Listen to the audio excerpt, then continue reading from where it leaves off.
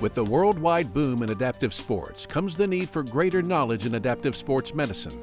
At Spaulding Rehabilitation Hospital, that knowledge is used to work with individuals with disabilities in not only conditioning, but making changes to a better way of life. People often see things like adaptive sports as something that's nice to do or as sort of this elective thing, whereas we see it as really a core part of people's life experience and something that we have to do or that we have to provide opportunities for. Going beyond and pushing boundaries is something that Dr. Cheri Blauwet has been doing her entire life. I experienced a spinal cord injury when I was quite young, and I've lived most of my life adapting to it and having the identity of being a person with a disability. But it wasn't until high school that she began to see herself as an athlete. It led to a career that saw Cheri compete at the highest level in adaptive sports. When I was a sophomore in college was the first year where I was sort of in that competitive mindset, and we also had an upcoming Paralympic Games. And was able to go over to Sydney, Australia. This was the year 2000, and competed as sort of one of the younger members of the team. She went on to 2 more Olympic Games while at the same time becoming a force in marathon racing, winning the Boston and New York marathons twice, and the Los Angeles Marathon an amazing 4 times.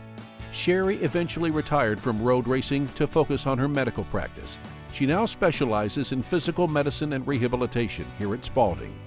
I think being a doctor with a disability is a very positive thing. You know, when you're working with patients who are facing different experiences, I think there's a sense of comfort in knowing that your doctor also kind of gets it in terms of having times in life when you may have had to kind of get back up on your feet.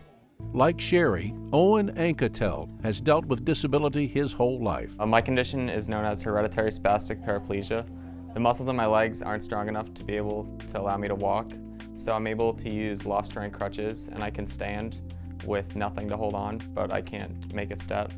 But not being able to walk hasn't stopped Owen from taking on several sports. One of the sports that he really picked up and latched onto was the sport of hand cycling. And as he moved through high school, I think Owen began to become more involved and began to see that we need to do more in terms of raising awareness for adaptive sport. I founded a nonprofit, Adaptive Sports Awareness, in 2015, and we're just trying to think of a big event that I could do. So we thought of hand cycling the East Coast. It took 2 years to raise all the money and to get myself prepared to go.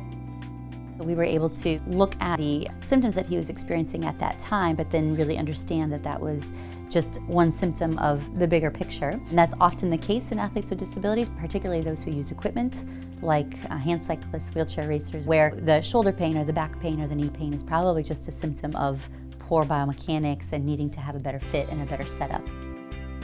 59 days away from home, it was a lot, but I made it work.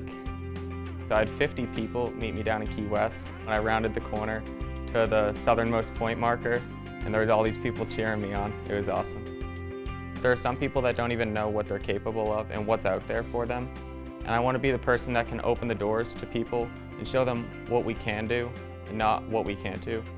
Owen now attends the University of Arizona on a tennis scholarship, but he is still thinking about his next challenge. Not making any promises, but I want to go ride across the country soon. That's my next goal. Everyone wants to be at their best, whatever it is their goal is. And one thing that I really love doing is just chatting with patients regarding what their goal is, and then working with them to achieve that. Josh Boissonneau's time rehabbing at Spaulding, as well as working with Cheri, has opened his eyes to a whole new world of athletic competition. Life was very active, played a lot of sports, and then about 5 years ago I was diagnosed with a rare neurological disease called CIDP, and that kind of put all that to a halt. It was very clear that Josh, although his function was changing, didn't want to lose his active lifestyle. His mindset was still the same and his passions were still the same. Once things were okay from a medical standpoint, Josh himself actually started to look around the community at what opportunities might be out there to stay active and stay fit and to continue to compete. I knew of rowing living in Boston because I head of the Charles, but it wasn't until I was introduced by the adaptive sports program here. My first experience was over in Spaulding, Cambridge, where they have the indoor rowing, but I also wanted to figure out if I could actually go outside and be on the water. So I used the partnership between Spaulding and community rowing and just happened to go one day and did an indoor row with a coach there, and ever since then I've been hooked. Josh is a really fascinating and in many ways inspiring story of someone who, was active and athletic. They experience a change in life, but at the end of the day, you're able to return to sport and being an athlete.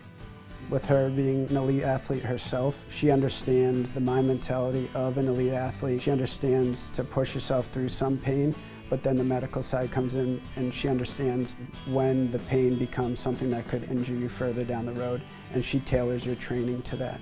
And now Josh has his sights set on the U.S. national team in a sport he has only been participating in for a few years. I think at the end of the day, what I hope for in all of our patients, clients, friends, community members is that people feel like they have the opportunity to set their goals and go for their goals in whatever way they define that. Personally, I'm satisfied when someone is able to say, like, I met my goal. Everybody, including PTs, OTs, nursing, the environmental staff here, they're all absolutely amazing. They love what they do. They're here to help people in situations like myself or someone that has had an unfortunate accident. And our motto here is find your strength, and I think that's really what they all strive to do for all their patients. Up next, we'll meet a doctor and a physical therapist who are changing how we approach cycling injuries.